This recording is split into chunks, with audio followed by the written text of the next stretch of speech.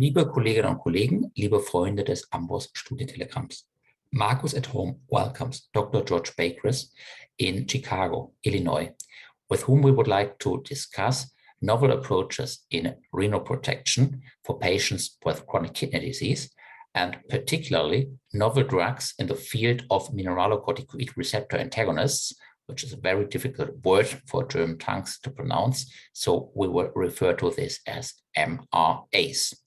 George, it's a pleasure and an honor for us to have you. Dr. Bakris is a legend in academic and clinical nephrology. The studies which he either initiated or contributed to are the who is who of evidence-based clinical nephrology. All our clinical guidelines in nephrology are strongly based upon results from these trials. Just to name a few of these, those studies comprise Credence, Opal, HK, Beacon, Ask, Accomplish, and Aquarius, and surely the major focus of today's talk, namely FIDELIO, FIGARO, and BLOCK-CKD. This talk shall be the initiation of a series of 4 to 5 expert interviews during July, where we will discuss some game-changing novel studies across the spectrum of nephrology, which we decided to name in German Perlen der Nephrologie for our Austrian, Swiss, and German colleagues. And we are positive that Dr. Bakris' FIDELIO, FIGARO, and BLOCK-CKD studies are the best landmark trials to start this series.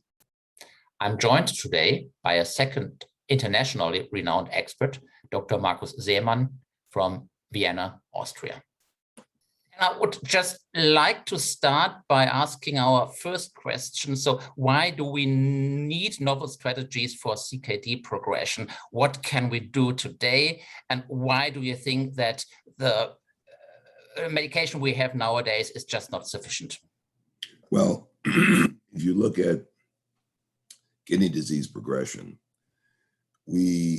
just to give you a summary, if we go back to 1980, where we had nothing, no ACE inhibitors, nothing. If you had diabetes, you were losing about 10 to 12 mLs per minute per year, which means if you had diabetes and you were going to be prone for dialysis, you'd be on dialysis in 12, 13 years. Then we had captopril, then we had the ARBs. That slowed things down to about 6 mLs per minute per year loss. So it was an improvement, but you're still losing a lot.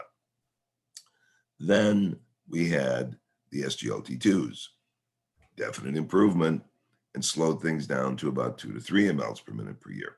But as you can see, the normal rate of decline in kidney function is about 0.8.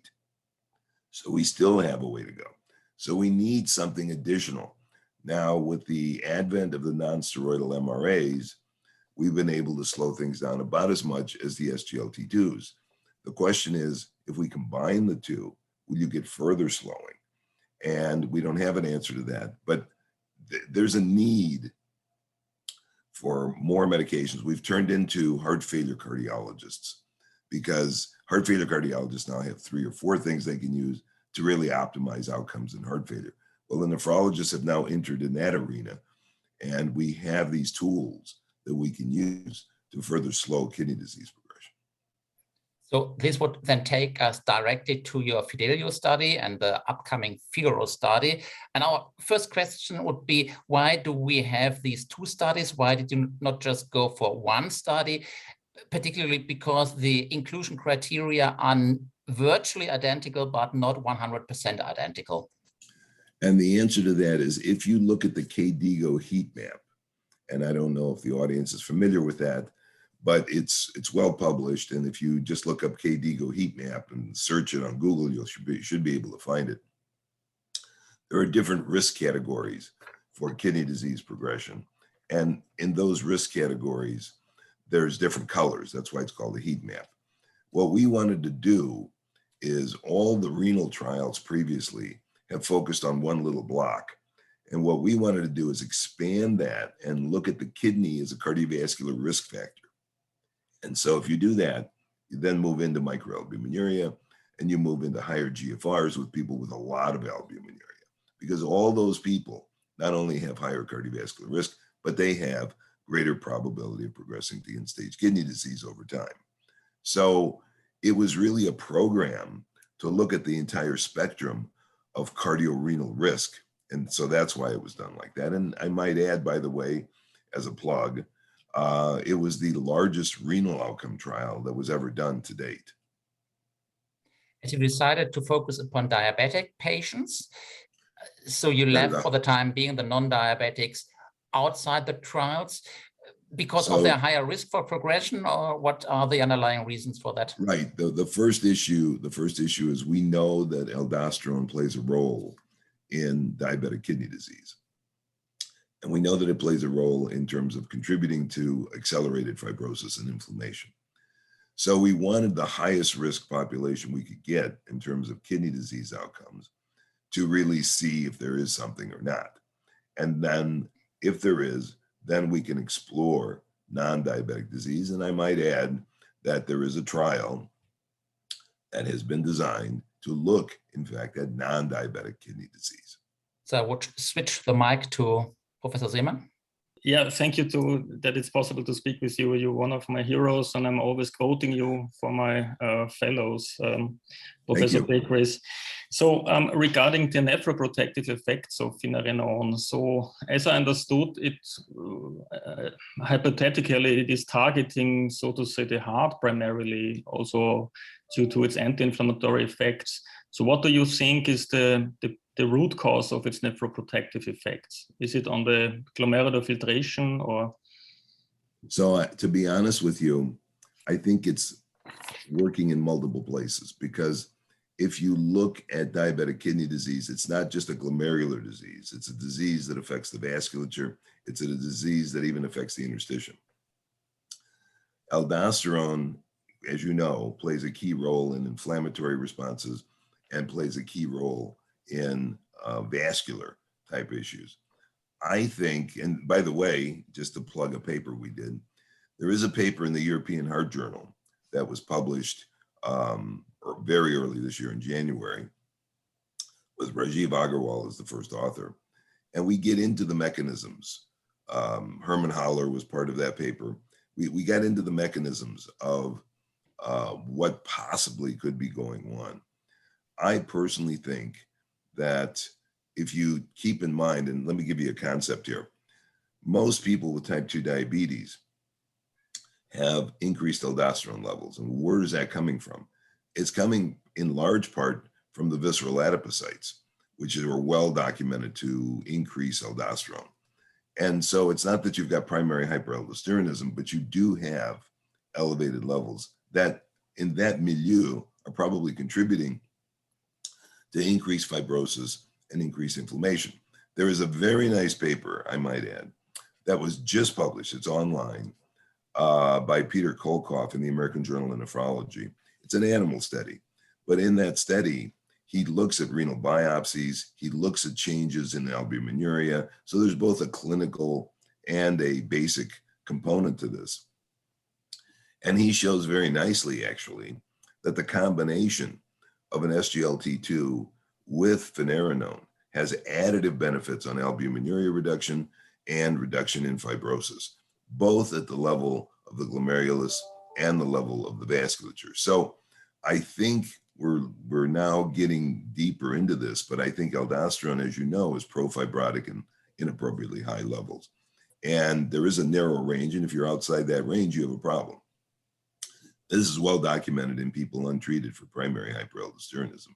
So I think that the problem here is that blocking aldosterone is offering a complementary mechanism to the SGLT2s that are also anti-inflammatory to a certain extent.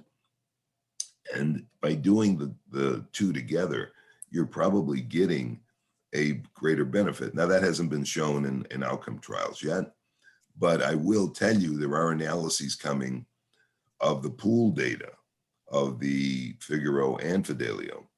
And so we've got over 13,000 patients, and there's close to, I'd say, 900 patients that are on the combination. So it'll be interesting to see, as a hypothesis generating concept, how those are doing, and also the GLP-1s. which we haven't talked about in the trials ongoing, but I just want to say that I think that the place of the non-steroidal MRAs are due in that niche of reducing fibrosis progression and reducing inflammation on top of everything else. The ACEs and the ARBs were thought to do this. There was some evidence that they did it, but as we know, clinically, it's mostly a hemodynamic effect. So we're getting something that is complementing now the hemodynamic reduction. Okay. So we at our center, we became aware of the fact that we see a lot of hyperallosteronemic patients with CKD. We have new methods of detecting it apart from the renin-aldosterone ratio with mass spectrometry and so on. Do you think in your population there was maybe a substantial part or proportion of patients that had this not only relative hyperallosteronism as it was in the editorial of the New England, but also patients, because we see it more as a continuum of primary hyperallosteronemic patients that were also targeted and may have driven your results also to the positive side? So this is possible. And to be honest with you, that is something that we are going to look at as a sub-study. We didn't look at it in the main studies, and we didn't collect blood on everybody for economic reasons. And so hopefully there'll be some data to support or refute the concept down the road. But right now we don't have anything.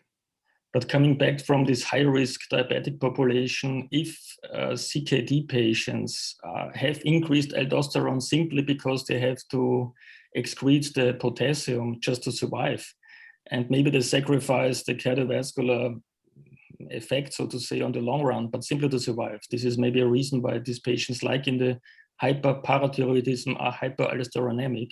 Do you then personally believe this will, like the SGLT2s, a strategy for CKD patients without diabetes? So you're asking an excellent question, and I have to tell you, unfortunately, I don't have a good answer for you.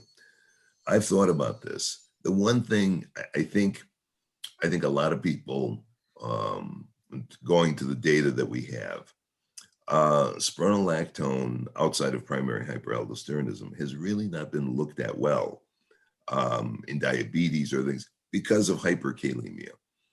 This drug, because of its short half-life and because of its differential binding, has about a 1/10 the hyperkalemia risk. And the other thing I should note is it does not affect blood pressure. So this effect on blood pressure that is seen with spironolactone is not seen with this drug. It's not that it doesn't affect blood pressure, because it does, but the magnitude of reduction is nothing like what you see with spironolactone. And by the way, there is a paper that is just been submitted to be reviewed with ABPMs that is going to tease this out in great detail. But I think the potassium issue is in a subgroup of people. And actually, if you look at the study, there was only a small subgroup, 2.3%, that actually didn't finish the study because of hyperkalemia. So I don't think, I think it's a valid hypothesis, but I don't think that's going to be the reason. Could be a contributing factor, but I don't think that's going to be the reason. Okay, thank you. And also, I think 2/3 in the FIDELIO study had an ARB and 1/3 an ACE inhibitor, so they were completely RAS blocked. I know from a Kidney International retrospective study from the Empagliflozin outcome trial, when they looked at patients, I think it was 20% who were not on an ACE inhibitor or an ARB, they showed similar benefits regarding the heart outcomes, also the renal outcomes. So to be provocative, do you think maybe in the future SGLT2 plus an MRA would be sufficient and also decreases AKI, hyperkalemia, and so on, because So Marcus, what you just asked me is like asking if we're going to change the charter of the Catholic Church. The ACEs and ARBs are in the drinking water. People are it's a religious experience. And so now, It's like the same argument we're having with the diabetologists. Let's get rid of metformin and just go to the SGLT2s, and people are having seizure activity. So I think that well, a couple of things. Number one, in Empareg, they were just on an ACE or an ARB. We don't know that they were on maximal doses. One of the big distinctions of Fidelio with Empareg, with Credence, whatever, was we did not allow you in the study unless you were on the maximal dose of an ACE or an ARB. And the reason for that is because there are good data, again, retrospective, showing that if you were on lower doses of ACE or ARB, you did not have the same outcome as the people that were on ACEs and ARBs or maximal dose. So I'm not willing to say based on that data that we should get rid of the ACE or the ARBs. I think if you're on homeopathic doses, 2.5 of it, lisinopril, then yes, you're not on it anyway. But if you're on 40 milligrams of lisinopril or 100 milligrams of losartan or whatever, you're probably getting a benefit that is in fact complementing what we are getting. So I think there'd be some pushback on that. I understand that. And I haven't talked to Christoph about that, but I bet you he agrees with me. Okay. Yeah, I know it's a very dangerous question, but I'm from a primary care hospital. Every day I have AKIs from RAS blockers, especially in the aged patients. And I'm simply wondering and asking when I look at these patients, but it's parallel to metformin, as you said. So. Well, let me say something, and this is another issue. There's two issues I want to bring up, and I hope this is not true in Europe, but it may be. I get a lot of questions over here from primary care physicians that are saying, well, look, we'll put them on an SGLT2. Why do they need an ACE or an ARB? It's a substitute for an SGLT2, so forget it. So obviously that's wrong.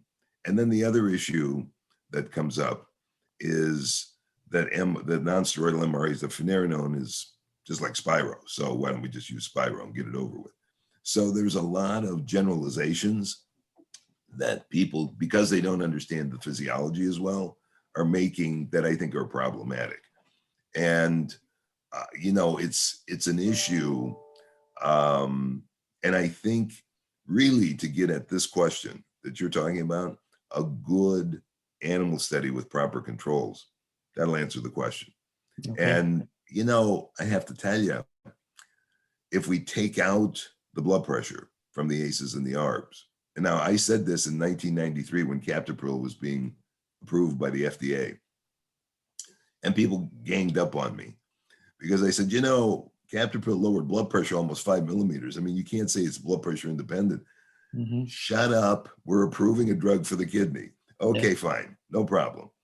But there's always that contributing factor. And don't forget, SGLT2s lower blood pressure by about 3.5 millimeters. Now, it's not huge. But that has nothing to do, by the way, with sodium or glycosuria, because you get the same effect at the GFR of 30 or even 25 that you do at GFR of 90. So it turns out there's a beautiful paper. I just have to give the guy a plug because he's a friend of mine. Marcus Slash put out a beautiful paper, and I know you haven't seen this because it's published in a journal you probably haven't even heard of, JACC Basic and Translational Research. So it's one of the JACC family. But in there, he did an animal study. And what he did is he did chemical denervation of an animal. And then he had another animal that was a control. Then he had another animal that was on DAPA. And he looked at blood pressure. He looked at tyrosine hydroxylase. He biopsied, he stained, he did everything.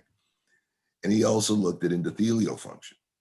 And it turns out that DAPA mimics chemical denervation. It also turns out that the endothelium independent effect on the vasculature is modified by DAPA, not the endothelium dependent.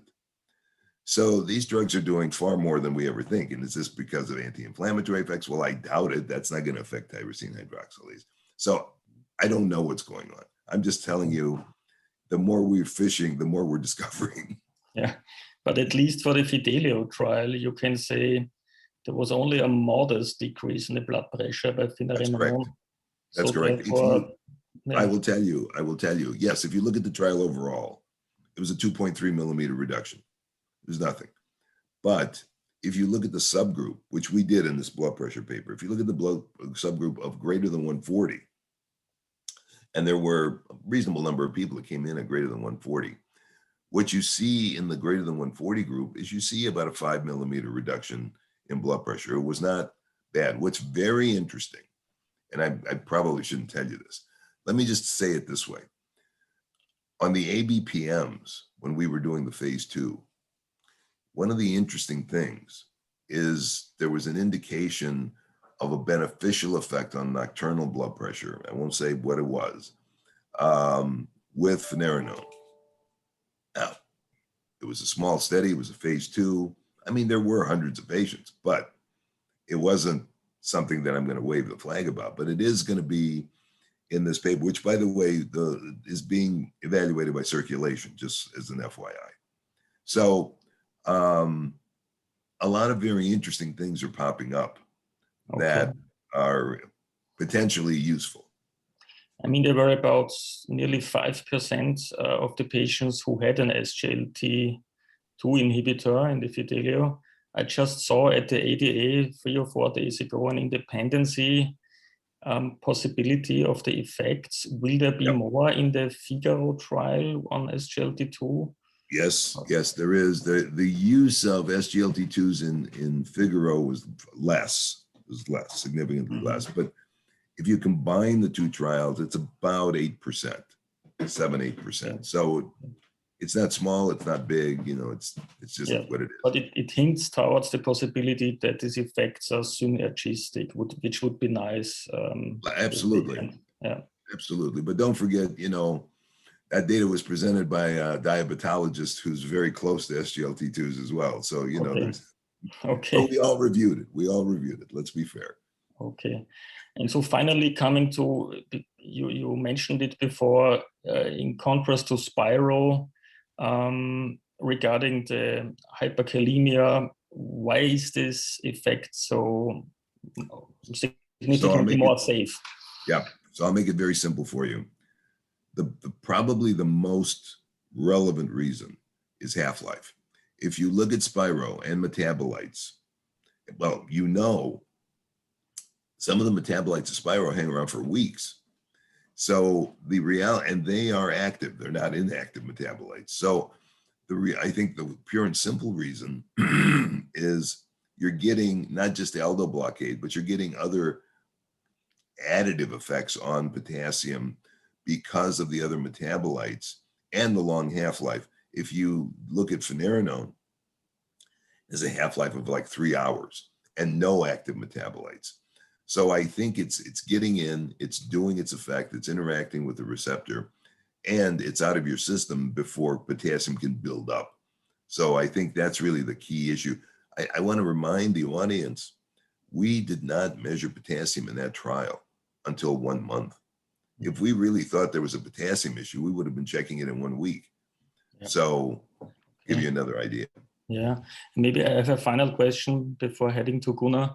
I had several patients recently with primary hyperallosteronism. They had about 2 creatinine and nobody detected it outside, and we saw it then. And then when we start SPIRO, they rapidly decline with their GFR. This was so rapid in one patient that it's just for differential diagnosis, there were biopsy in this patient, and it was completely inflamed like interstitial fibrosis, which lends support to the idea that the aldo is indeed pro-inflammatory, as was seen in the landmark experimental models, I think in the 40s. So I truly believe this is a really dangerous molecule, the aldosterone. But to treat these patients, do you think the selective MRA Finerenone, will it also be a substance to treat patients with primary hyperaldosteronism? I think especially in the patients you just described, it would be the drug of choice. And I'll tell you why. I will bet you one of the things that you also observed in that patient was a significant drop in blood pressure. So you got not only the effects on inflammation, you got a huge hemodynamic effect. And one of the things that is important, people don't understand this, and even some nephrologists, is you cannot divorce the tissue effects from the hemodynamic effects. They go hand in hand. And especially if you've had longstanding untreated disease and you have interstitial disease that's unappreciated, and now you're jumping in to fix it, the kidney is going to go crazy because it needed that pressure, and now you've taken away its life source. And the patients always say, hey, I met you, you gave me a diagnosis, but now I have not 2 milligrams per deciliter creatinine, but I have 4 and then 5, and I start dialysis. So, and when I do the biopsy, there's a lot of fibrosis already there. It needs, as you said, this perfusion pressure. So Marcus, I'm going to give you a clinical tip. You're 100% correct. One of the things that I do to patients when I see them that are like this, and they're like, well, my creatinine's not so bad and all that. So they know enough to say that. And you go, well, that's true, but guess what? You have ongoing problems and you have a pressure that's driving your kidney. When I fix all this, we're going to see what your real creatinine is. We don't know what it is. You think you know, but you don't know. And I guarantee you, it's not going down. It's going to go up. And if you warn them, then at least they understand. Otherwise, they're going to accuse you of causing AKI and all kinds of other things. That's a very good advice. Thank you. Gunnar, maybe. So I would have 3 or 4 final questions on FIDELIO before switching to the future, so BLOCK-CKD. So again, back to the potassium issue. Just this morning, I heard your presentation from the ASN last year, and if I remember correctly, you told us that about 10% of all people on the VRAM group had potassium blinders, but the vast majority had kind of traditional potassium blinders, and only 1% also had one of the novel ones. So you also did all these studies with the novel potassium blinders with all the convincing data. Do you think it's just too expensive or too complicated for doctors to combine these novel treatments? Or how do you explain that the vast majority, if on potassium binders, are put on the old ones? Well, the easiest 4-letter word I can give you, at least in American, I don't know what it is in German, cost. There's no question that if you look at the price of K-Exalate, it's pennies compared to the price of the new binders. So that's number one. Number two, people can't tolerate K-Exalate. So the people who were on K-Exalate were on it for a day or two, and that was it. Whereas the people that were taking Finerenone or Lokelma, the few, they were on it for like a week, 2 weeks, but then they came off of it as well because of cost. So the unfortunate thing, and I'll share this with you because I'm actually very aggravated about it. The unfortunate thing is there was a trial going on called the Diamond trial. That was a heart failure outcome trial looking to see if Finerenone as an enabler of Spiro and other therapies for heart failure would change the outcome. And the company, and I don't want to mention any names, but they are Swiss, stopped the trial because they have other business ventures, and because recruitment was slow because of COVID, they said, forget it, we're not doing anything. And they had like 1,600 patients recruited. And we asked them, okay, fine, keep the 1,600 and let's see what happened there. They don't want to do that either. So we'll not know, we don't know. But a number of us over here believe that it is an enabler. And so what's going to happen in this country, I can tell you, is we're going to have Spiro at $10 for 2 months. And then do you substitute Finerenone, whatever the price is going to be, but I know it's not going to be $10. Or do we add a binder with Spiro to get you into therapy? Somebody is going to do an economic analysis of that for sure and come out with it. It's just a matter of time. But that's going to be the ultimate question, because I think now people were afraid of these agents. They're still not educated about the new binders, but they're scared in general because everything costs so much. So somebody's going to have to do a cost-benefit ratio analysis, and then we'll go from there. So I'm sorry to reduce the tone of the talk to business, but that is where we are. That's reality, actually, isn't it? Yeah. And then one other question. So if the main effects are not hemodynamic with the novel agent, why did we see this rapid decrease in albuminuria and this drop in eGFR, which we actually know from SGLT2 inhibitor studies, from ACE inhibitor studies? So there may also be some hemodynamic effect, I guess. There's no question that there's a hemodynamic effect. There's no question about that. And if you read our paper in CJASN from the subgroup of credence, where we looked at the group below 30, a GFR below 30, there was no drop in GFR. In fact, GFR went up a little bit. So this hemodynamic effect, it happens, but it happens in the people, and we've looked at this as well in our subgroups. The people that drove that were the people with GFRs above 45. If your GFR was below 45, you really did not have a big drop. And so there is a hemodynamic effect. I'm not saying there isn't, but it's not, it's hard to imagine. What we haven't done is to go back and look at the subgroup with blood pressures above 140. Were they driving that? Because that would make sense. So you're right, but I think we need to tease this out. And you can't just make the statement, well, this is what happens in everybody. So, I mean, that's what was happening with the SGLT2s in the beginning. Now we have a lot more information. We realize, wait a minute, where are you? Where do we categorize you? And then we can have a better idea of what the response is going to be. And we didn't have more AKIs. So this. Let me tell you something. Yeah. Let me tell you something. Amongst friends, I despise that term AKI. Okay. Because you ask 10 nephrologists, you're going to get 10 definitions. Mm-hmm. A rise in creatinine is not AKI, for God's sakes. Okay. I do like the original definition, 50% increase sustained over a period of weeks. There's no question that's AKI. But to have a rise in creatinine mm-hmm. going from 1.2 to 1.4, I'm sorry, that's not AKI. Yeah. Let's not get crazy. Okay. So you're not causing renal injury. You're resetting the kidney. I was so aggravated by this. I was asked to write an editorial. There's a guy from the Netherlands by the name of Collard, and he did this beautiful epidemiologic analysis of SPRINT and ACCORD. And he looked at the kidney outcomes, and he looked at the intensive group and what happened to kidney function. And what he found was, guess what? The creatinine went up 30% in a lot of people. Guess what? They did just fine. Thank you very much. Mm-hmm. So I was asked to write the editorial. I was so mad that people didn't get this. I started off my first paragraph. The kidney is a regulatory organ, period.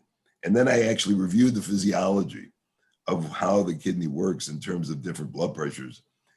And the editor said, this is insulting. We can't publish this. I said, you know what? And take my name off of it and give somebody else to write it. They published it. Okay. So I didn't get any hate mail, but I'm just saying, I mean, people just don't, they've forgotten or they haven't been taught the physiology. So they just, numbers are going the wrong way. So possibly there's also no reduction in AKI by SGLT2s because they only recorded creatinines. Just a minute.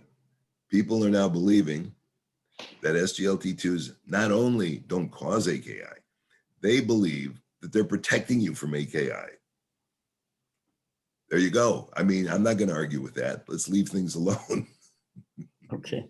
So maybe the last question on FIGARO and FIDELIO, as we have Marcus from Vienna, who coined the names? Because they are so nice names, surely for Austrian colleagues, going back to Beethoven and Mozart. Was it your idea actually, or who came up with the names? I wish it was. I wish I could claim it. No, it was not my idea. Christina Novak, and Christina has to get a lot of credit here because Christina was really behind this. She's a MD, but she works for Bayer. And really this protocol was developed by her, myself, Rajiv Agarwal, and to a certain extent, Luis Relupe and Bert Pitt. So we are really the ones that put this together. But the name the name came, I don't know if it came from Christina, but it came from Bayer. And they wanted to pay homage to Beethoven. So somebody loves Beethoven for the only opera he ever wrote. And so there you go. That was it. That's where it came from. Yeah, great. And surely he's not Austrian, he's German, but I'm aware that he did all his work in Vienna. So it's actually a Vienna part in it, definitely. Well, so, sorry. I have to tell you, in the day, going back a while, when I was touring Germany and came to Vienna and what have you, I mean, I got to tell you, it's kind of like, it's not even Chicago and New York. It's even closer. So, I mean, there's a lot of, I guess, yeah, travel-wise, distance-wise, back then, it was a big deal. But by today's standards, they weren't that far apart in terms of cities. Yeah, definitely. So let's look into the future, because you have something new. There's another even MRA which is coming up, of which you just published phase 2 studies. So we have 50 years back, the first agent spironolactone, then 40 years or so of nothing. How comes that we see all these novel agents within just few years? And maybe also, why do we see some of these agents in Western countries and some other in Asian countries? That's a good question. And I think that has to do a little bit with business. And I think it has to do with a little bit of development. I mean, I have to give Peter Kolkoff credit, because he's really the developer of Finerenone and this whole concept of the chemistry and the biochemistry of non-steroidal anti-inflammatory agents. Or I should say non-steroidal MRAs. And companies, you know how companies are. They get this idea and they develop things. So Otsuka has one and another company has another, and then depending on their development plans, they go. This company, KBP Biosciences, has this non-steroidal MRA. They're Chinese. And it's fascinating to me because, you know, you want to group things in a family. So comparing even ACEs and ARBs, that are kind of cousins, there's not a huge difference in terms of what happens. This class is more different. If you look at Finerenone and compare it with a KBP compound, there are huge differences in blood pressure reduction, huge. And the KBP compound is highly competitive with Spiro. In fact, may even beat Spiro, but definitely with Spiro. Now, they don't want to do that study. We told them to do it. They don't want to do it. They're getting ready to do a phase 3 kidney outcome trial. And what we told them to do it, and yes, I'm responsible for this as well with a couple of other people, is to look at resistant hypertension in people with CKD stage 3B and 4, because that's an unmet need. And they're really, you say Spiro, that's based on people with GFRs of 84. You're not going to give it to somebody with a GFR of 40, or you could, but you'd be scared to. So you need something safe, and you need to do it there. And if you can show that you've reduced blood pressure and you've reduced albuminuria, then and hyperkalemia is not a big problem, you just hit a home run. So they did the phase 2, and you saw the results. It was a small study. Part of that, again, was COVID related, because they were supposed to have actually 70 more patients. But on the basis of that, the FDA said, that's fine, go ahead, do a trial. And that's actually what's going to be starting here in about a month or two. There's another compound, Finerenone, that's got a indication for blood pressure in Japan. And they're doing now studies, smaller studies, albuminuria studies in diabetes. And I'm sure they're going to be positive, but it's going to be albuminuria. It's not going to be anything else. So the other one, there's actually 2 others. I haven't seen anything with them. So I think this is, Finerenone's way ahead. This other one in Japan is probably number 2. The KBP compound will be distinctive when it's finished, if it's positive, because it'll be more in the blood pressure arena in people with CKD.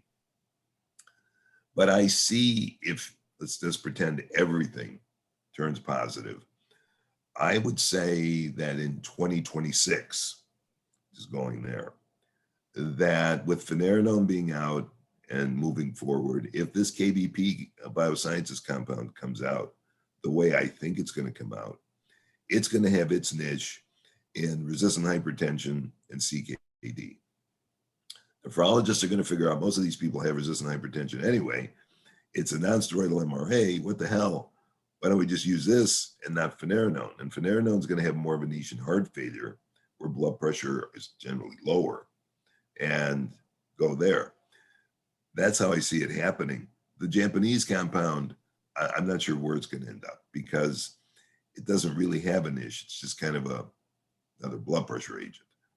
And the others, I just don't know where they're going to end up. But this is drug development companies, and it's where it is. So the phase 3 study on the KBP will be focused actually as primary endpoint on blood pressure reduction, or will there be a cardiovascular heart outcome as primary endpoint? No, they're going to look at cardiovascular events. They're going to look at renal events. They're going to look at change in GFR. They're going to look at albuminuria. Well, they're definitely looking at albuminuria, but the two big issues are going to be blood pressure control and albuminuria and kidney function, but not a hard renal outcome. They're not looking at, I mean, they're going to do a secondary analysis on GFR slopes and all that, but that's not going to be the primary endpoint. So last question from my part would be the timescale. So we would see the data on KBP later in 2026 or something, but we will see the FIGARO trial later this year, if I'm correct. So either at the ASN meeting or maybe at the European Heart Society. What's your suggestion when the study will be finished and shared with us? I'm at liberty to tell you that it's not a suggestion. You're going to see the FIGARO data at the ESC. Great. For sure. And you'll see the pooled analysis at the ESC. You are going to see, maybe, depends if they accept it, the renal data that I'm supposed to be presenting at ASN from FIGARO. Mm-hmm. So that'll just be the renal data. And in the meantime, there'll be papers that are going to be, shepherded along with this. And so I would say that hopefully, as a Christmas present, there'll be at least 3 or 4 papers on FIGARO and the combined analysis. So we'll see what happens. And 3 other studies going on in heart failure, and as you alluded to, CKD non-diabetics. So other things to come in the next years. Yep, absolutely. Absolutely. I mean, stay tuned. Listen, you've gone 20 years of boredom in nephrology. Now, all of a sudden, there's huge excitement. So I think it's a big deal. It's a big deal. I think that's a fantastic last sentence from you, and gives us really a lot of hope and enthusiasm that nephrology is actually moving forward. So thanks a lot for taking your time from both of us. And it's a privilege to have you, and we're looking forward to all the things we hear from you later this year. Thanks, George. Thank you very much. This was fun. Yeah, thank you very much. Okay, bye-bye.